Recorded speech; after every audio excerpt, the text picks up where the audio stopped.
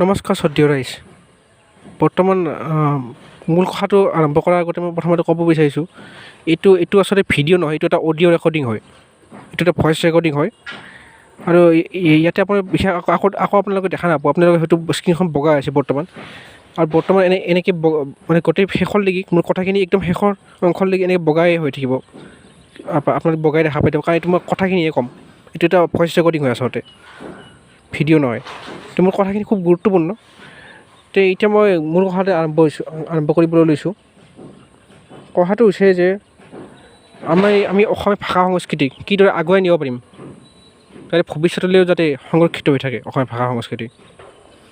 প্ৰথম কামটো হৈছে আমি ৰাইজে আগবাঢ়ি আহিব লাগিব। প্ৰথম কথাটো মই লক্ষ্য কৰিছোঁ যে অসমত বহুত জেগাত যেতিয়া ভোগালী বিহু হয়, এই ভোগালী বিহু যেতিয়া আহে তেতিয়া অসম বহুত জেগাত মানে মেজি জ্বলোৱা নহয়, মেজি নিৰ্মাণ কৰা নহয়, মানে ভোগালী বিহুৰ কোনো পৰিৱেশে দেখা পোৱা নাযায়। বহুত ঠাইত এনেকুৱা মই লক্ষ্য কৰিছোঁ। তো সেইকাৰণে আমাৰ দায়িত্ব হয় যে অসমত প্ৰত্যেকটো ঠাইতে আমি ভোগালী বিহুত মেজি নিৰ্মাণ কৰিবলৈ মেজি জ্বলোৱা প্ৰথাটো আমি কৰিব লাগে, যিবোৰ জেগাত নহয়। আৰু লগতে কাতি বিহুৰ লগতো এইটো একেটা কথাই, কাৰণ আমি সংস্কৃতি ৰক্ষা কৰিব লাগিব, আৰু সংস্কৃতি ৰক্ষা কৰিবৰ কাৰণে আমি এইখিনি কাম কৰিব লাগিব। কাতি বিহুৰ লগতে কথাটো খাতে, কাতি বিহুটো বহুতে গুৰুত্বই নিদিয়া হৈছে আজিকালি। কাতি বিহুত মই দেখিছোঁ যে মানুহে নোযোৱা হৈছে মানে পথাৰলৈ চাকি জ্বলাবলৈ বা বেলেগ কাতি বিহুৰ লগত জড়িত যিবোৰ পৰম্পৰা আছে কৰিবলৈ। তো এই কথাটো মই কওঁ, কাতি বিহুটো আমি আগবাঢ়ি আহিব লাগিব। আমি অসমীয়া সমাজে আগবাঢ়ি আহিব লাগিব কাতি বিহুৰ নিচিনা উৎসৱ ৰক্ষা কৰিবৰ কাৰণে। আমাৰ অসমীয়া সংস্কৃতিৰ লগত জড়িত কাতি বিহু। তো যদি আপোনালোক কোনোবা গুৱাহাটী বা এনেকুৱা বহুত ডাঙৰ কোনোবা চহৰত আছে য'ত খেতি পথাৰ নাই, তো সেনেকুৱা জেগাত মই কওঁ যে ক'ৰবাত যদি আপোনাৰ ধৰক নাৰ্চাৰী আছে, ক'ৰবাত বাগিচা আছে, ক'ৰবাত ধৰক ক'ৰবাত কোনোবাই ফুলৰ বাগিচা কৰিছে, ঠিক তেতিয়া আপোনালোকে তাতেও ইচ্ছা কৰিলে তেওঁ মানে চাকি জ্বলাই পেলাই মানে কাতি বিহুৰ মানে পালন কৰিব লাগে। মোৰ মতে সেনেকুৱা সেই জেগাটো চাকি জ্বলাই পেলাই মানে পালন কৰিব লাগে কাতি বিহু। লগতে আৰু এটা কথালৈ আহিছোঁ, এতিয়া আমাৰ চৰকাৰখনে কি কৰিব পাৰে অসমীয়া ভাষা সংস্কৃতিক প্ৰমোট কৰিবৰ কাৰণে বা অসমীয়া ভাষা সংস্কৃতি আগুৱাই নিবৰ কাৰণে। মোৰ মতে প্ৰথম কামটো চৰকাৰে এইটো কৰিব লাগে যে অসমীয়া ভাষাটো চৰকাৰী কাগজ পত্ৰ, প্ৰশাসনিক কাম কাজত বৰ্তমান মই বহুত লক্ষ্য কৰিছোঁ, চৰকাৰী বহুত কাগজ পত্ৰ, প্ৰশাসনিক কাগজ পত্ৰত মানে ইংৰাজী ভাষাটো লেখা দেখা পাওঁ, ইংৰাজী ভাষাটো। তো সেয়েহে মই ক'ব বিচাৰিছোঁ চৰকাৰক যে অসমীয়া ভাষাটো পূৰা ব্যৱহাৰ কৰক ইংৰাজীৰ সলনি। কিছুমান জেগাত দেখা পাওঁ ইংৰাজীত চাইনবোৰ্ড লেখা আছে, কিছুমান চৰকাৰী অফিচত চাইনবোৰ্ডটো মানে ইংৰাজীত লেখা আছে। মইতো কওঁ যে ইংৰাজীৰ সলনি গোটেই অসমীয়াত লেখক চাইনবোৰ্ড বা যিকোনো চব। আৰু লগতে আৰু এটা কথা, অসমীয়াটো পূৰা কম্পালচৰি কৰি দিব লাগে চৰকাৰে। মেট্ৰিকলৈকে, প্ৰথম শ্ৰেণীৰ পৰা মেট্ৰিকলৈকে গোটেই অসমীয়া ছাবজেক্টটো মানে কম্পালচৰি কৰি দিব লাগে চৰকাৰে। মানে যিয়ে নহওক, যাতে ছাত্ৰ ছাত্ৰী যাতে বিচাৰিলেও যাতে অসমীয়া ভাষাটো যাতে মানে অসমীয়া বিষয়টো যাতে উঠাব নোৱাৰে, যাতে অসমীয়া বিষয়টো পঢ়িবৰ কাৰণে মেট্ৰিকৰ সময়তো যাতে অসমীয়া বিষয়টো যাতে পঢ়িব লগা হয়। আৰু লগতে আৰু এটা কথা, চৰকাৰে আৰু এটা কাম কৰিব লাগে, অসমৰ ভাষা সংস্কৃতিৰ বিষয়ে ছাত্ৰ ছাত্ৰীক বিদ্যালয়ত পঢ়াবৰ কাৰণে এটা অসমৰ সংস্কৃতি নামৰ এটা বিষয় এটা ওলাব লাগে। মানে আছামছ কালচাৰ এণ্ড ট্ৰেডিশ্যন বুলি এটা বিষয় এটা ছাবজেক্ট এটা ওলাব লাগে। এই ছাবজেক্টটো কম্পালচৰি ছাবজেক্ট কৰিব লাগে সকলো বিদ্যালয়তে চৰকাৰে। মানে এই ছাবজেক্টটো পঢ়িবই লাগিব, মানে এই ছাবজেক্টটো য'ত ছাবজেক্টটোত থাকিব মানে অসমৰ ভাষা সংস্কৃতিৰ বিষয়ে থাকিব।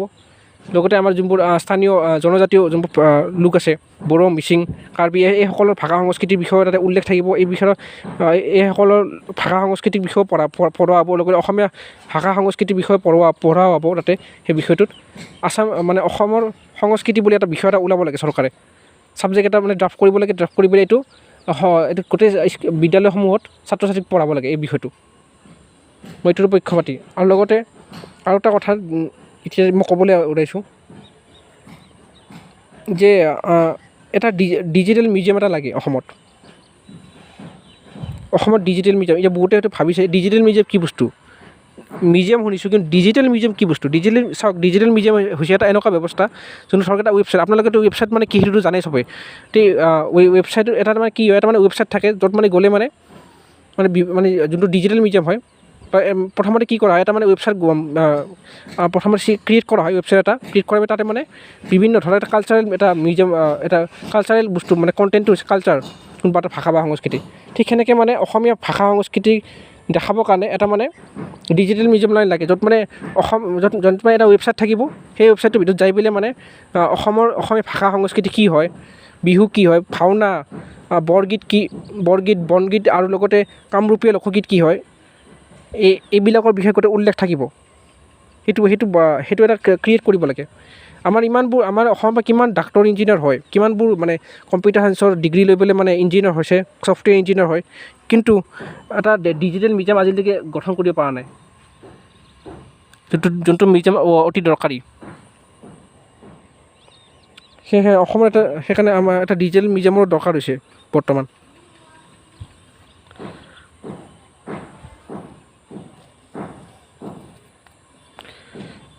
বাকী আৰু এটা কথা কওঁ, আমাৰ বহুতে মানে পিঠা বা লাড়ু পিঠা বা অসমীয়া মানে ব্যঞ্জন মানে অসমীয়া খাদ্য সামগ্ৰী যেনেকুৱা হৈ গ'ল পন্তা ভাত, এনেকুৱা ধৰণৰ খাদ্য মানে বনাব নাজানে। মোৰ মতে এইবোৰ খাদ্য আমি বনাব শিকিব লাগে নৱপ্ৰজন্মই।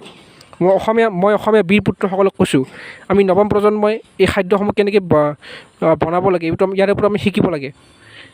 শিকি পেলাই আমি নিজেও পিঠা বনাব লাগে, ঘৰতে লাড়ু বনাব লাগে, আমি শিকিব লাগিব আমি এইবোৰ শিকি পেলাই। আৰু লগতে মই আৰু এটা কথা কওঁ, আমি অসমীয়া ভাষা সংস্কৃতিৰ বিষয়ে যিসকল আমি নৱপ্ৰজন্মই আমি বিশেষ একো জ্ঞান নাই অসমীয়া ভাষা সংস্কৃতিৰ বিষয়ে, যিসকল মানে অসমৰ বাহিৰত বাস কৰি আছে, মানে অসমৰ বাহিৰত থাকে, দিল্লী বোম্বেত থাকে, সেইসকলক মই ক'ব বিচাৰিছোঁ অসমীয়া ভাষা সংস্কৃতিৰ বিষয়ে পঢ়ক আপোনালোকে যদি ChatGPT লিখি দিয়ে ন, ChatGPT লিখি দিয়ে এক্সপ্লেইন এবাউট আছামিজ কালচাৰ বা explain about Asomiya culture, ChatGPT বহুত মানে ইনফৰমেশ্যন দি দিয়ে।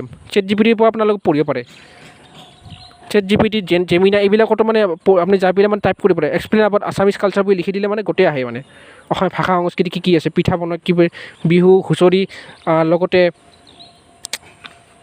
সত্ৰীয়া নৃত্য, সত্ৰ, নামঘৰ, এইবিলাকৰ বিষয়ে গোটেই উল্লেখ থাকে। এনেকুৱা আপোনালোকে পঢ়িব। আৰু ইউটিউবত কিছুমান ভিডিঅ' আছে মানে আছামিজ কালচাৰৰ ওপৰত, অসমীয়া ভাষা সংস্কৃতিৰ ওপৰত কিছুমান ভিডিঅ' আছে ইউটিউবত, সেইবোৰক আপোনালোকে চাব লাগে। চাই পেলাই আমি অসমীয়া যিসকল নৱপ্ৰজন্মই ভালকৈ অসমীয়া ভাষা সংস্কৃতিৰ বিষয়ে নাজানো, সেইসকলে আমি শিকিব লাগে এই ইউটিউব ভিডিঅ'বোৰ চাই পেলাই। আৰু লগতে গুগলত যাই পেলাই আমি চাব লাগে অসমীয়া সংস্কৃতি কি হয়, আচলতে অসমীয়া সংস্কৃতি হয় কি। লগতে আমি প্ৰত্যেকজন অসমীয়া যুৱক যুৱতীয়ে বিহু শিকিব লাগে। চৰকাৰে আৰু এটা কাম কৰিব লাগে, প্ৰত্যেকখন বিদ্যালয় আৰু মহাবিদ্যালয়ত বিহুৰ প্ৰশিক্ষক, বিহু বিশেষজ্ঞ নিয়োগ কৰিব লাগে বিহু শিকাবৰ কাৰণে ছাত্ৰ ছাত্ৰীক প্ৰত্যেকখন মানে মহাবিদ্যালয়ত মানে বিহু শিকাব লাগে। মোৰ মতে বিহুৰ প্ৰশিক্ষণ দিব লাগে, চৰকাৰে এই কামটো কৰিব লাগে মোৰ মতে, প্ৰশিক্ষণ দিবলৈ। আৰু বিহু শিকিবলৈ আমি যুৱক যুৱতীসকলে বিহু হুঁচৰি দল গঠন কৰি পেলাই আমি বিহু সংস্কৃতি, ভাষা সংস্কৃতি আৰু সত্ৰীয়া নৃত্যৰ লগতে শিকাব লাগে। কামৰূপীয়া লোকগীতো আমি শিকিব লাগে। এইটো দায়িত্ব আছে অসমৰ শিল্পী সমাজৰ, দায়িত্ব আছে যে কামৰূপীয়া লোকগীত, এই যোনবোৰ বনগীত, বৰগীত, এইবিলাক আমি এইবোৰ যাতে আগবঢ়াই নিয়াটো অসমৰ শিল্পী সমাজৰ দায়িত্ব হয় এইটো বৰ্তমান।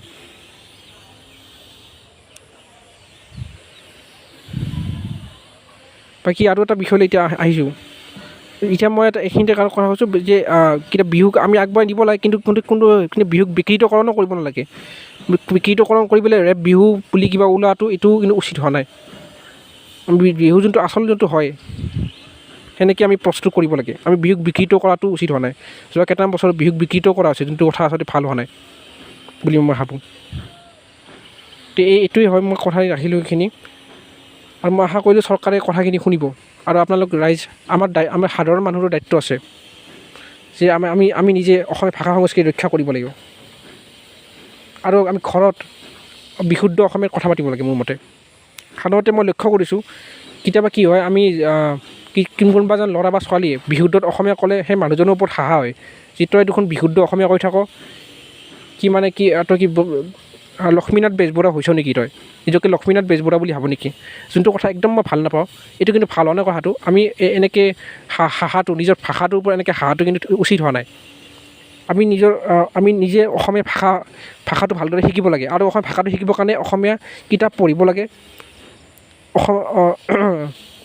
অসমীয়া কিতাপ ভাল কিতাপ পঢ়িব লাগে পঢ়ি পেলাই তাতে অসমীয়া শব্দবোৰ শিকিব লাগে অসমীয়া শব্দবোৰ নোট ডাউন কৰিব লাগে নোট ডাউন কৰি পেলাই সেইবোৰ পূৰা লগত ডে টু ডে ইউজক মানে দৈনন্দিন জীৱনত ব্যৱহাৰ কৰিব লাগে সেই অসমীয়া শব্দবিলাক